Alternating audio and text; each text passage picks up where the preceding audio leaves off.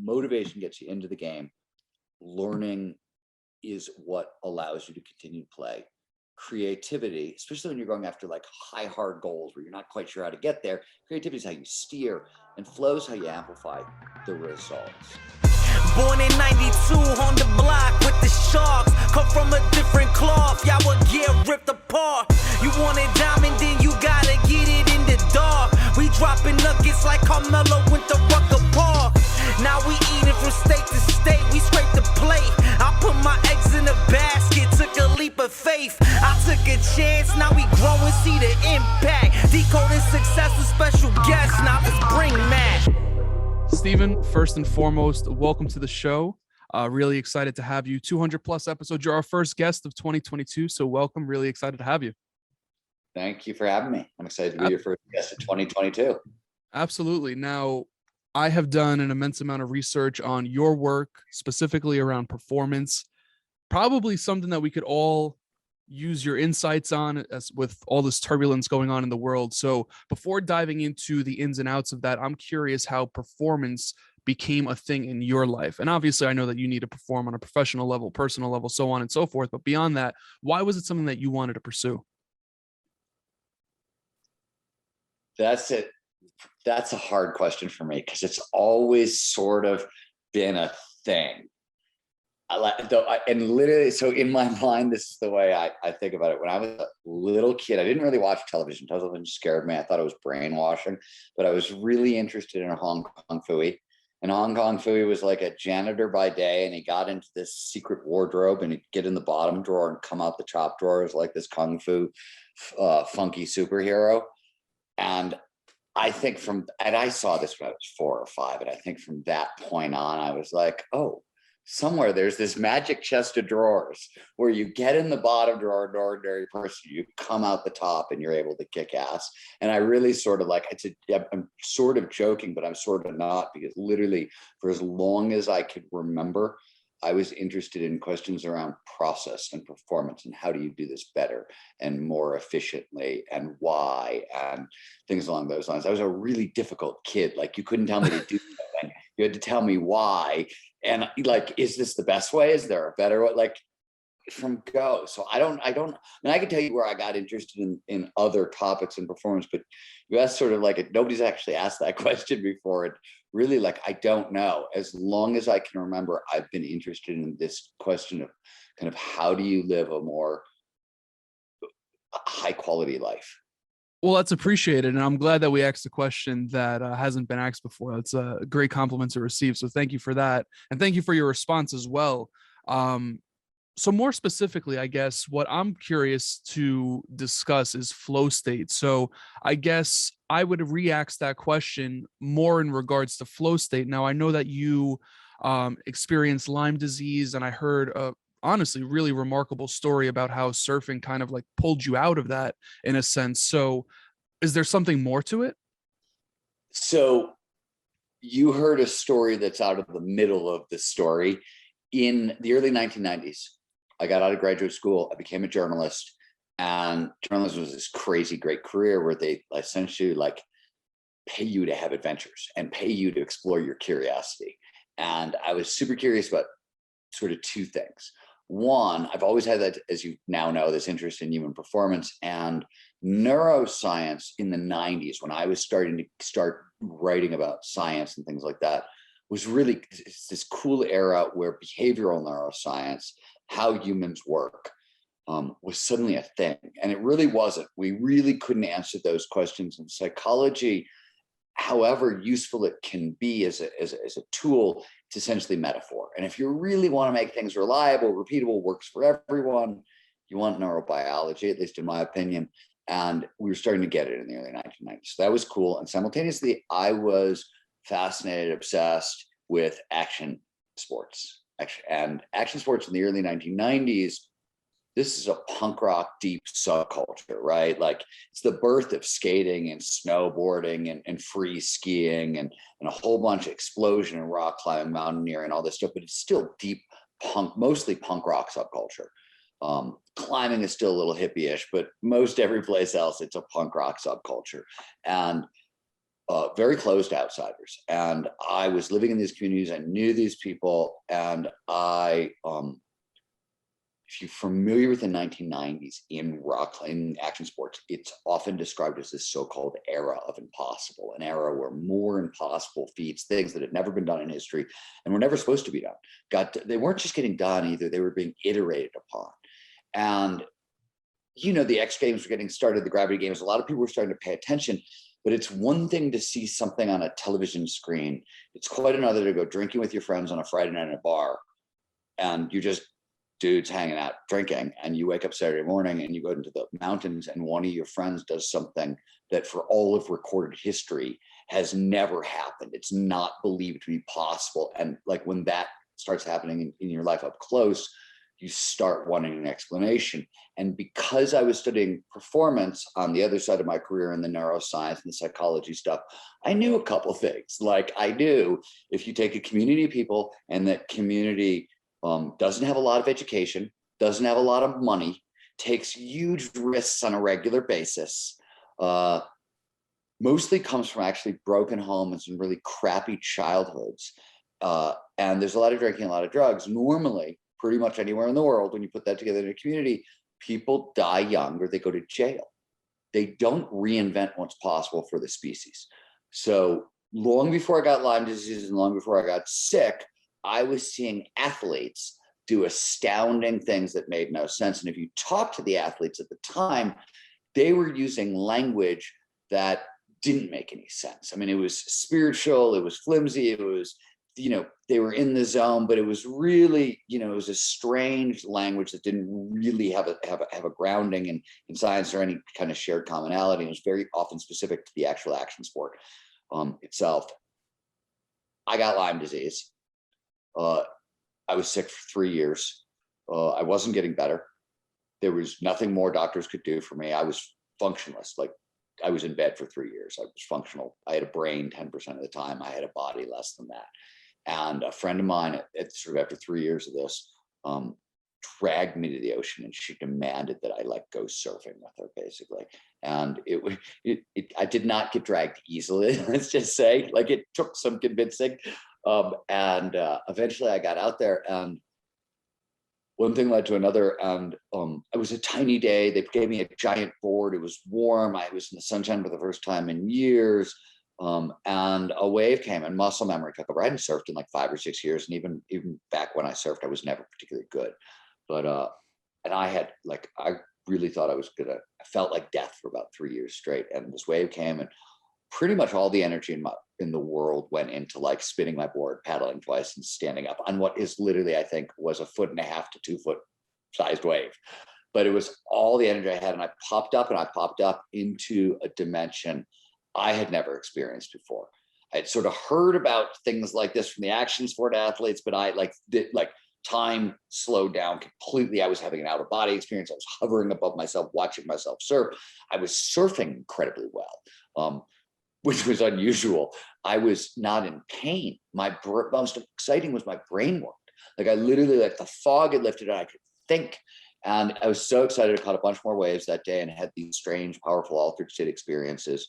And when I went home, I was disassembled. My friends put me back into bed, and I couldn't move for 2 weeks. People brought me meals and such. And the 15th day, which is the day I could literally walk again, I caught a ride from a neighbor and went back to the beach and went surfing again. And again, it wiped me out for this time 13 days instead of 14 kind of thing. But on the 13th day, went back to the ocean and did it again. And you got to understand that in between, I'm doing nothing. I am lying on my couch, sort of moaning. I really I can't watch TV because I can't focus long enough to pay attention to anything on television. I can't read because my memory is gone. So by the time I get to the end of the sentence, I can't remember what happened in the beginning, et cetera, et cetera. So I'm literally just doing nothing in between, basically. And over about 6 to 8 months, where the only thing I was really doing differently in my life was surfing, I went from functional, clear-headed, able to work, able to talk for about 10% of the time to about 80% of the time. And the only thing that kept happening is I was having these very powerful altered state experiences. And I sort of got to this point where I was okay, what the hell is happening to me, right? Surfing is not a known cure for Lyme disease, chronic autoimmune conditions, right? What the hell's going on there? And two, Lyme is only fatal if it gets into your brain. And I'm a science guy. I'm a rational materialist. I don't have out of body experiences. I don't merge with the ocean while surfing. And yet this was all the stuff that was happening to me on a really regular basis. And I was pretty sure it meant that even though I was feeling better, I was losing my mind. And I was like, this was clear indication that I was, the disease had gotten fatal and I was going to die soon. And so I lit out a giant quest to figure out, sort of what the hell was happening to me. And one thing led to another. And I discovered this state has a name. Scientists call it flow, being in the zone, runner's high, being unconscious. The synonyms are endless. It's defined technically as an optimal state of consciousness where we feel our best and we perform our best. Though more specifically, it just refers to any of those moments like I experienced on the surfboard, but we have them all day long, where you get just so sucked into what you're doing, so engrossed, so engaged, so caught up that everything else just starts to disappear. Action and awareness are going to merge. Your sense of self-consciousness, the voice in your head, that inner critic, is going to get really quiet. So that we say self diminishes in the scientific. Time dilates, which means it passes strangely. Occasionally you'll get a freeze frame effect. What happened to me while surfing, or what happens to a lot of people during car crashes, time slows down. Much more common. You're so sucked into what you're doing and time speeds up, right? 5 hours go by in like 5 seconds and you're like, what happened to my afternoon? And throughout, all aspects of performance, mental and physical, go through the roof. And I quickly discovered, thanks to the work of a Harvard cardiologist named Herb Benson, why this was impacting my immune system. Benson had right around that time discovered that as we transition into flow, and flow isn't an on or off, it's not a binary, it's a 4-stage cycle. So as you move through the flow cycle and into the state of flow, stress hormones get flushed out of your system almost completely. So the nervous system resets. Big deal with an autoimmune condition, because in an autoimmune condition, it's the nervous system gone haywire. So one of the biggest problems is the body is a homeostatic organism and wants to reset to normal. But if you've been sick for a really long time, especially with an autoimmune condition, you don't know where the hell normal is. So getting back to baseline is like a first toehold towards healing. And then we now understand what causes flow in the brain. And among the various things that are causes, you get 5 very potent neurochemicals that are pushed into the brain. And all of them have very profound impacts on our immune system. So this was the combination that produced my healing. Herb Benson's gone so far, and I think his book, The Breakout Principle, he said he thinks that most so-called cases of spontaneous healing probably come down to this mechanism. I think that's probably overstating the case, but it's certainly a lot of research since then on neurophysiology and things like that has borne this idea out. We haven't seen less proof. It hasn't been disproved. We've gotten a lot of it, and there's a whole field that's sort of wrapped around these ideas now 20 years later. And from that point on, I took this question of sort of what does it have to do the impossible out of action sports, right? And started saying, mostly because I was just too sick still as I was recovering to do much behind my like little surf adventures. I wasn't going to go chase athletes around anything anymore for at least for a while. So I was like, okay, well, what does it take to do the impossible in the arts or in science or in technology? Technology is a great example because I spent 25 years covering those moments in time when science fiction became science fact. So the very first time a bionic eye was switched on and the blind could see, I was in the room. The very first time a private spaceship left the planet Earth, and we suddenly individuals could do what NASA and big governments could do before, I was at the launch, that sort of thing. And I was always there trying to figure out, well, what's going on? How did you do this? Where did this come from? And it turns out it doesn't matter what domain you look at, right? Wherever you see the impossible become possible, whenever you see huge leaps in performance, you see people learning how to harness flow.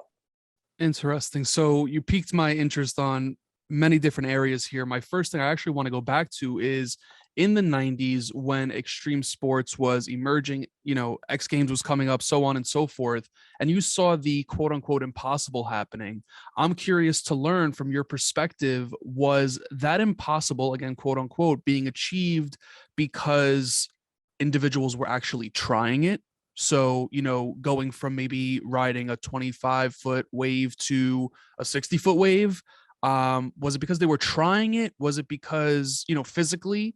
Was it something mentally? I'm curious to learn. The answer, there's no short answer. The answer is I wrote a book called The Rise of Superman that addresses that very question, because the short answer is flow states have triggers, which are preconditions that lead to more flow. There are 22 we've discovered. There's probably way more.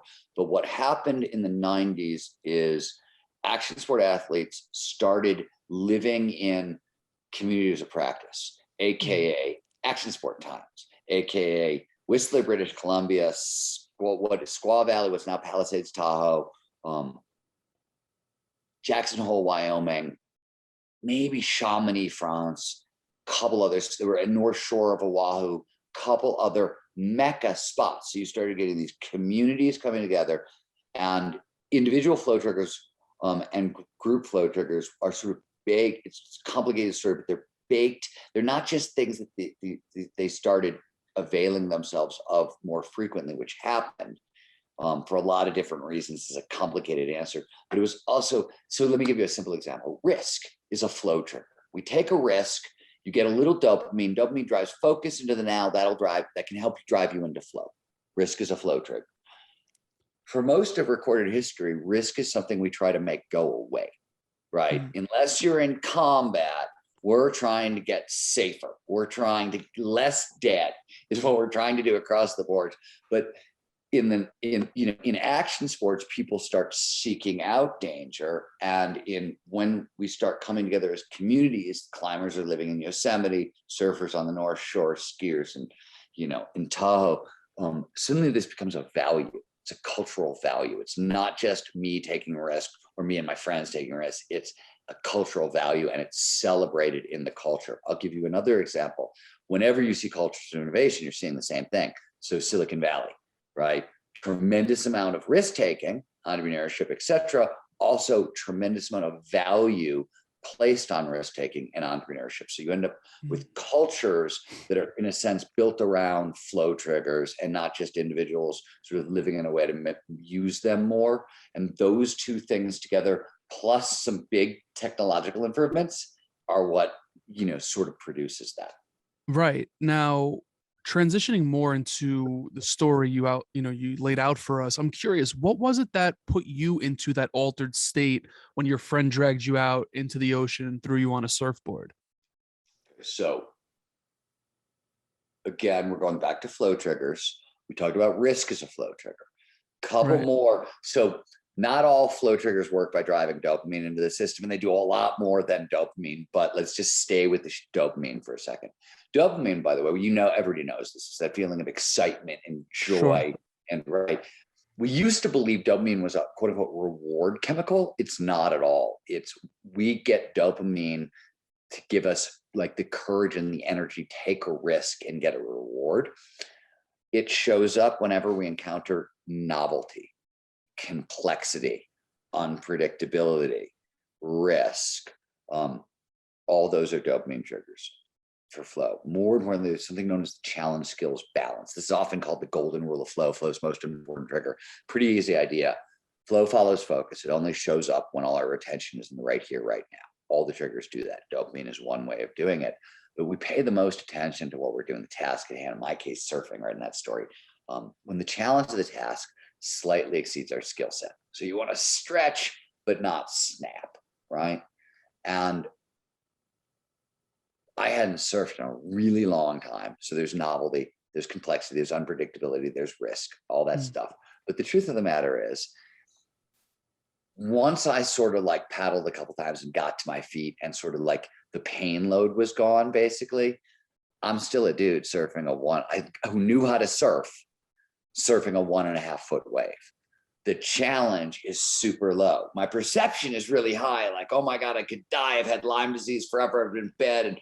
But I mean, the truth of the matter is, like, once I'm standing up, right, I'm just a guy on a big piece of plastic that's moving at like 3 miles an hour across a really slow wave, right? The challenge is actually really slow, really low. The perceived risk is really high, but the actual challenge, so it slotted me in this really debilitated condition I think, really perfectly into the challenge skills balance. And then I had all these other flow triggers at my disposal, and I got them really easily. I mean, like, I've been in my bed for 3 years. So novelty, oh my God, it's a beach, right? Waves, like people in bathing suits. Are you kidding? Like, none of this has happened. So in a sense, I got really easy access to a bunch of flow triggers because I had been in bed for a very, very long time.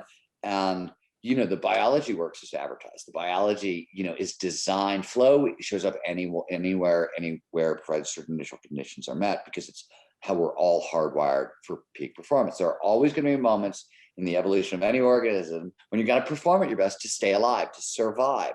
Flow is one way we do that. And so it's hardwired into all of us. It shows up in these kinds of situations. And it showed up for me.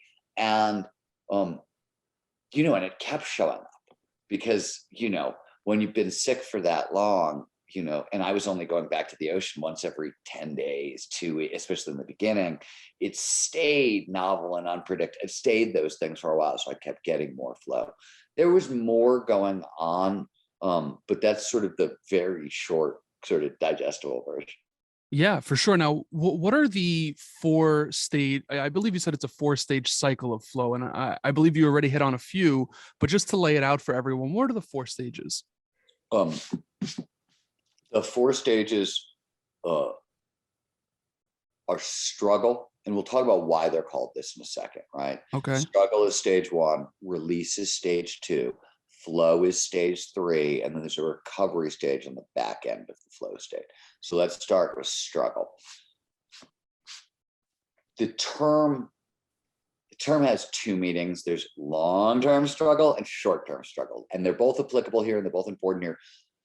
Long-term struggle, when I talk about that, flow is essentially what happens after we automate a bunch of different skills, and the unconscious mind can take over and execute them without conscious interference. That's what happens in flow. You still have to onboard those skills, right? Mm. So it doesn't, learning how to surf, for example, you're still going to have to learn how to duck dive and paddle a board and stand up on a board and make it, and all these are individual skills, right? When they come together for the first time you surf, that tends to produce flow because you've got an unconscious pattern being snapped together into a larger whole. One way to think of flow is sort of like proof of learning, proof of mastery, proof of progress, because that's what you're getting. Here's all this stuff that got learned. So what's interesting about struggle is it's frustrating by design. So when we learn, we have to learn consciously, and the working memory, all the stuff, the contents of consciousness, what you can think about at any one time, most of us can really only hold about 4 items, right? Mm-hmm. You can go up to 9 if they're single digits, but most of us, when you're dealing with concepts, ideas, or, something like you're trying to learn how to swing a baseball bat, right? Keep your eye on the ball, step into the pitch, and one other thing, and the brain's freaking overloaded. You know what I mean? Like, it's too much. And that's by design. And what happens is in struggle, you want to load and overload the brain with information. It actually, like, the crazier, more frustrated, and more packed in you until like you're about to explode. There's actually a lot of research that says the better. So this is really important for people who want more flow in their lives, because all of us, we're human, and most of us, when we encounter frustration, anger, this shit ain't working, oh my God, I can't learn, like, we get mad. We want to stop. We want to walk away. We want to go get drunk or stoned, or like at least watch television or taking a ball game, right? Like, this ain't working.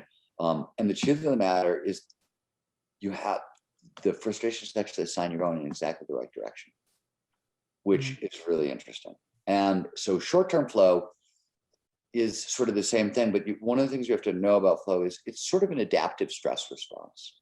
So it tends to show up when there's a little bit of frustration. You can't try to be flowy. You have to get aggressive. You have to you have to lean in or attack the problem. So different action sports example, filled with them today, apparently, because you started me on this road. One of the most common injuries in action sports is a broken collarbone via mountain biking. And what happens almost 50% of the time, not 100%, 50% of the time, somebody goes out and in their mind, the back of their mind, the last time they went mountain bike riding, they had a flow experience. And they think, flow, mountain bike riding, it's a flowy sport.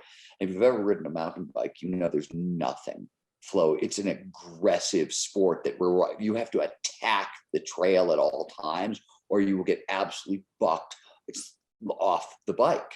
It's a violent sport.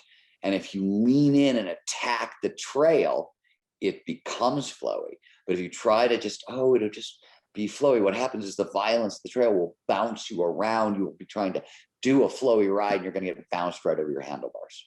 Happens all the time. Right. Agreed.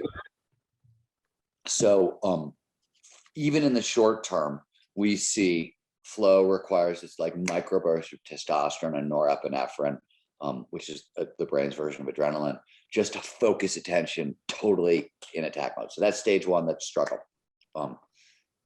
Stage two is release. So release is literally take your mind off the problem. So you've been trying to learn something. The way we learn something is we stop thinking about it. And the conscious mind passes it over to the subconscious.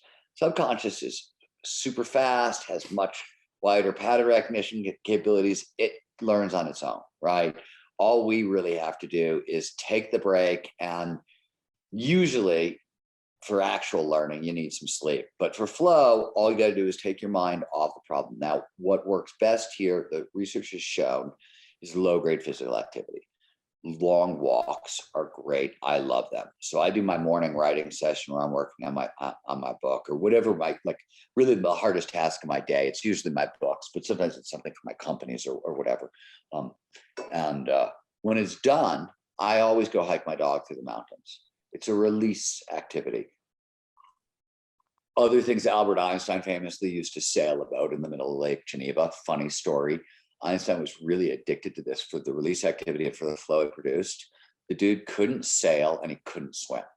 So he would fumble out to the middle of Lake Geneva, which is super prone to storms. And he would get rescued once or twice a month, and he wouldn't stop because it was this is my process, man. Leave me alone.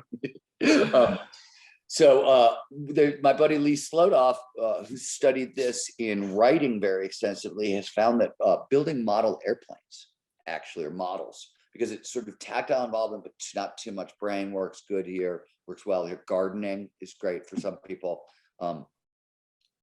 Sometimes you can read, but it's a little, there's rules around reading, and I think they vary individually, so I can't speak hard and fast. It's a little tricky to talk about reading. Television does not work for this. Interesting. It will actually screw this up for a variety of neurobiological reasons that we're not going to go into here. But anyways, release, and you can work out, but you can't exhaust yourself. That's the problem. So that's why I say low-grade physical activity. Like for me, when I go to the gym, I like to go hard. You know what I mean? I can't go to the gym and sort of be like, okay, I'm just going to stay mellow and, whatever, work, have a light sweat. That's not how I'm wired. So going to the gym is a bad idea if I need a release activity. Third state is flow state itself. And there's a bunch of flow triggers you can start to apply during struggle and more during release to help produce this. So the third state is the flow state itself, big state, big high, big optimal performance state. And not surprisingly, on the back end of a flow state, there's a recovery period. What goes up must come down. There's a lot of energy that goes into flow. So the neurochemicals that underpin the state are in their limited supplies. And when they burn out, we need certain nutrition and sunlight and a couple of things to make them again. So there can be a time block. And this is also where you learned a bunch of stuff in flow. Performance went up. Struggled to get there, got there in flow, and you got a demonstration of it, but it's not coded in. You have to sleep in recovery. Sleep is really, really, really critical in recovery because otherwise there's no learning. If there's no learning, you can't follow that challenge skills balance up, right? Right. The skills keep getting harder and harder and harder, which is what you're supposed to do to sort of, that's the path to mastery. That's the path to more flow. And if you're not recovering, your body can't get ready for the next round. And more importantly, and this is you see this with a lot in what. So I was talking to a bunch of sales men and women yesterday, and you see this a lot in sales. So everybody goes out and has a killer quarter, right? Like they destroy their quotas, like massive amounts. Could be a team, could be an individual, could be whatever. And you come back to work and the boss is like, oh, that was fantastic. You guys kicked ass. So check it out. I want you to do it again. This time I'm going to double your territory. And instead of giving you 8 weeks, let's try it in 6. And suddenly, like, you're wildly out of the challenge skills sweet spot and you haven't been given any recovery time, right? You just went through this high flow period of I'm selling. And you kicked ass. You got into flow, it delivered, you got the results you wanted, but there's no break on the back end. And so if you can't take that break, if you can't recover, how do you get up for this serious like fight of struggle on the back end if you can't recover? So that's, by the way, one of the recipes for burnout. Right. I was just going to ask you what you said was great. What goes up must come down. I'm curious, is that down period, is it depressive or? It's an interesting question. And sometimes it is, and sometimes it isn't. You definitely don't have any more feel-good fun juice, right? Because if you've been in a deep flow state, you burned out a lot of dopamine is used every second in the body, but like big stores of dopamine that you can, for fireworks, you've sort of tapped those out. Serotonin does the same thing. Anybody who's ever done ecstasy knows that if you cook through all the serotonin dancing on a Saturday night, you're going to feel very depressed on Tuesday and Wednesday, right? Same thing here. There's a little serotonin. Some of that is true. Let me reframe that, though, because I think there's an evolutionary reason for that, and it's to our advantage if we understand it. The reason is this: in flow, outside of athletic performance, let's go into a much more common experience, which is like a creative problem solving flow state. That happens to all of us all the time at work, writing, whatever, that sort of thing.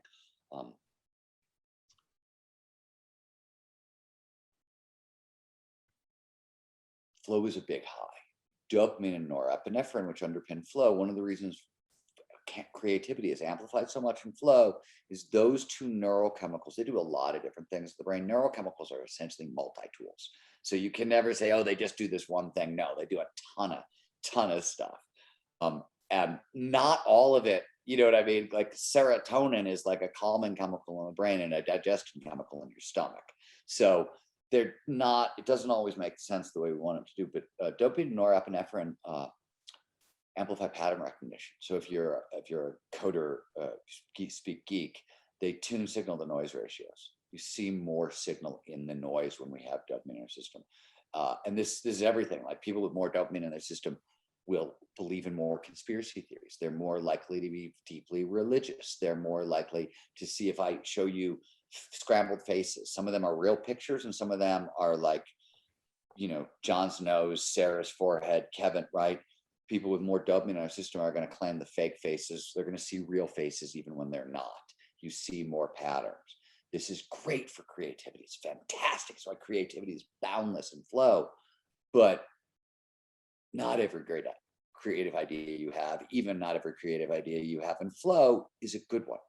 We all know this, right? If you're any kind of doing any kind of creative problem solving for a living, you hit it out of the park sometimes, but not all the time. And in flow, when everything connects to everything looks good, it's not the best time to evaluate your ideas. But out of flow, that's a phenomenal time to evaluate your ideas.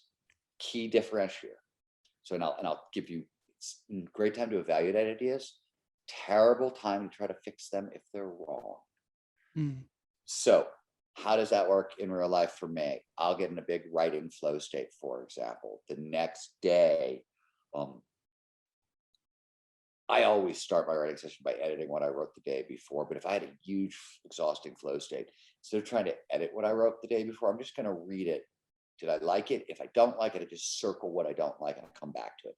I don't try, because I don't have the brain power at this particular, on the back end of flow to fix it. All I'm going to do is now I'm going to make myself miserable, right? Now because you don't actually have the brain power and the happy juice and a bunch of stuff. So you asked, is it happy? Is it sad? It can be miserable if you're trying to do the wrong things in the experience. If you're just trying to recover and you're not really trying to use your brain, your body too much, it's great. It's very useful, I find, for sort of just high level. Let me review, oh, we had a really great brainstorming session at work yesterday, amazing high flow meeting. Cool. Today, when I'm not in flow, let's review those ideas and see which ones are really sticky and that we like. Does that make sense? It does. It does. I'm curious to learn how long this 4-stage cycle can last, and maybe not even just the 4 stages, but how long can flow last? Can you extend that? So it's a Safely. great question. We don't really know the answer. We know that the average flow state, and this is just sort of going off of how long some of the neurochemicals that underpin the state are supposed to last in your brain and do seem to last in your brain. Usually about 90 minutes tip to tail. That's a general average, but there are huge examples of outliers. So there's an altruism-based flow state triggered by helping people called helper's high. That can last a couple of days. Maybe it's because there's more oxytocin or a couple other neurochemicals in there, but nobody knows. We can't figure it out, but we just know that that'll last for days. Or if you've ever taken part in a startup that launched a product, you know that like either launch the company or launch a big product launch, everybody's in flow like leading up to the launch, right? You like usually for like a couple of weeks, you come to work and you drop into like a group flow state. You go home and you drop out of it, and then you come back to work and it happens. That's really common for writers at the tail end of a book, right? The last sort of quarter of a book usually takes a tenth of the time all the other stuff takes. And you'll sit down at your desk and you'll be back into flow, and you'll go away and it'll drop out. So that stuff happens as well. Though you usually you have a longer recovery period. Like when you keep falling into flow and coming back, it does seem like sooner or later, you know what I mean? You pay for it. And you really need to reboot on the other end of it. So 90 minutes is sort of the average, but there's really crazy outliers. And as far as the flow cycle, it's an interesting question. And before I can answer that, I have to tell you one other thing that we didn't talk about, which is flow isn't a singular experience. It's like any emotion, right? Anger, you're a little irked, you're homicidal, the murderous. It's the same emotion. So you can have micro flow. When psychologists define flow, they say the state has 6 core characteristics, phenomenological characteristics, how the experience makes you feel. I mentioned a bunch of these: complete concentration on the task at hand, the merger of action awareness, self-diminishment, time dilation. We don't experience peak performance. We experience a sense of control. Oh my God, I can control shit I can't normally control, right? That's peak performance on the inside. And the other half of that sort of is, psychologists will use the term autotelic. It's a fancy way of saying something is an end in itself, which is another fancy way of saying if an experience produces flow, it is so damn fun, so joyous, so ecstatic. It's so addictive. I can't wait to do it again, right? Surfing. I'm freaking sick with Lyme disease. I can't get out of bed. I go surfing once, get 5 waves. And like 2 weeks later, when I can walk again, I go back to the ocean and do it again. That's autotelic, right? When I just like, it drives itself. So those are the 6 conditions that measure flow. Microflow, that's when all 6 show up, but they're like dialed at 1 or 2. This is, you go to work, sit down to write an essay or an email, and you look up an hour later and you didn't notice time passing and you've written a freaking essay, right? That's microflow. Macroflow is what happened to me while surfing. Time slows down and you're one with the waves or one with whatever you're focusing on actually, and things like that start to happen. It's a spectrum of experiences. We can have microflow experiences. In our experience at the Flow Research Collective, on the back end of being sort of trained in how to do this stuff, which isn't all that hard actually, though there's a lot to do. It's not actually hard to do.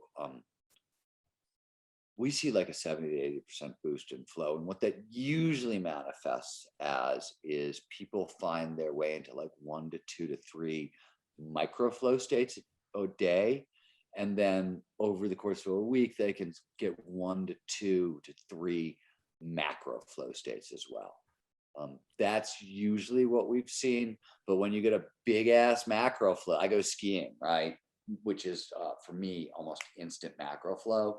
And I have a big ski day, and the next day, not only am I exhausted from the ski day, so I've really worn my body down, I've also burned out my mind, and I'm probably not going to get into macro flow that next day at all. And micro flow, maybe I'll get into like a micro flow state while writing, but it's not going to last super long. It's going to be shorter. I won't make it the full 90 minutes because I probably don't have enough energy and enough neurochemistry in my system at that point. Now, you said something interesting, Steven, and I just want to get clear on this because I really find it to be interesting. You referenced, working on a startup, you have a launch coming up, and you get out of flow when you go home, you get in flow when you're in the office. For instance, if you and I are working on something and you're in a state of flow and I show up to the office, can I be influenced by your state of flow? That's a great question. And welcome to the cutting edge of flow research. So one, there's two versions of flow. There's individual flow and then there's group flow, shared collective virtual flow state. So group flow has lots of different variations. Interpersonal flow, me and you talking, right? This is me and you getting a great conversation. An hour goes by, we don't even notice. That's group micro flow, right? Or interpersonal flow. You could have what you have at a startup. That's group flow. It's a whole team working together, brainstorming, blah, blah. Or you can have group flow at scale. What's known as communitas. So you go to a rock concert and like everybody sort of becomes one with the band. You're all clapping along in rhythm and right like that. It's communitas. It's group flow at scale.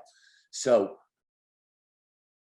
what do we know in office environments and organizational environments? This is sort of the cutting edge of flow research because it's really hard to measure collective behavior in the brain. We can now start putting people into flow and putting them into scanners and figuring out what's going on. But can I put an entire football team into flow in an fMRI? But there are limitations. But we're starting to get technologies that are allowing us to get around that a little bit. We're starting to have better ideas. And by we, I don't mean me or even the Flow Research Collective. I mean we, everybody in the world doing flow research right now, which is a lot of people. So it's a big we I'm using. You asked me, group flow, is it contagious? What the research shows is, one, it is a little contagious because there is a facial signature for flow where our frown muscles are sort of paralyzed and our smile muscles are hyperactive in flow. That's a facial signature for flow. And like any facial expression, those are contagious, right? Because we have mirror neurons and we automatically will mimic that. So that's a little bit. There's also brain entrainment, right? Where our brain waves will start kind of syncopating and working together. And that has an impact on flow. And we also know in most situations, school's a little different. I can come back to it if you want. But in most situations, a leader in flow will put his team into flow or has a better chance of putting his team into flow. Now, there are group flow triggers, right? There are 12 individual triggers, 10 group flow triggers. You can there's ways to work with this and amplify this and whatever. But usually, for example, we work with tons of organizations, for everybody from kind of the US Navy SEALs through Fortune C-suite executives at Fortune 500 companies, through whole companies. And not that this is the only way to do it, but one of the more effective ways we have found to train organizations in flow is to start, with the executive team and train them up. First one, you get to see them lead by example, because suddenly everybody is a lot happier and a lot more productive. And everybody working around that is like, well, how do you do that? Like, what just happened? Right? You got pleasant and calm and productive. Like, what the hell? So it tends to be, sort of infectious that way, because, it changes things as well. And then, but we also, the teams start to get into flow a little bit more when that happens. You start being able to steer towards flow. So it's often sort of an easier way to kind of introduce these ideas into a corporate culture. I love that. This whole topic's been insanely interesting. But I have to ask you, what's a question you wish more people would ask you? That's interesting.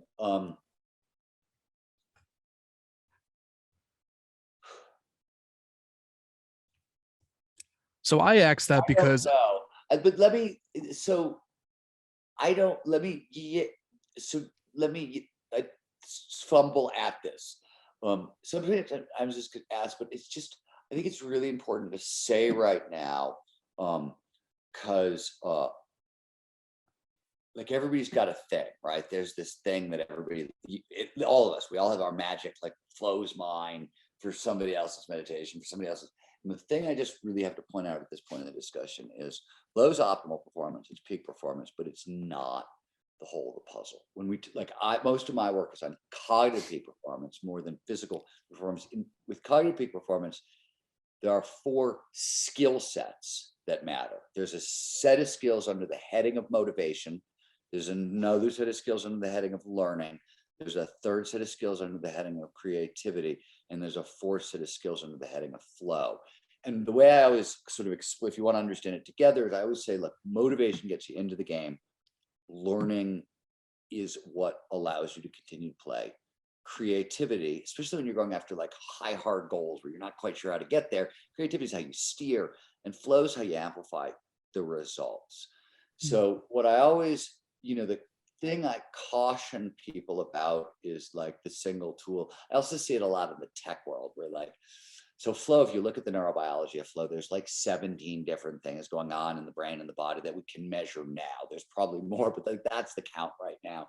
And you'll see a lot of like apps online or brainwave technologies that are measuring one single thing, brainwaves or heart rate, and they're calling it flow. No, that's not flow. Flow is a whole bunch of things. You've got like 1/17 of the big picture, and you've got a useful, like it's useful, right? Brainwaves have to be doing a certain thing, but like small part of the big picture. And I also want to remind people that like, same thing with flow. Like I can tell you all about flow and how to get into it and everything else, but like there's more to this story from a peak performance perspective. And like, I'm suspicious if anybody wants to sell me like one of these, my tool measures one thing and thus it must be flow and salvation. You know what I mean? And thus I'd be suspicious of somebody who's got a thing like flow when they're trying to say, okay, this is the one thing, it's the cure all, because it's not, it doesn't actually work that way. And the good news is peak performance is nothing more or less than getting our biology to work for us rather than against us. But if you look at it from a cognitive level, that biology is a bunch of motivation skills, a bunch of learning skills, a bunch of creativity skills, and a bunch of flow skills. So there's a little bit more to this story. And we have this natural human tendency to want to simplify.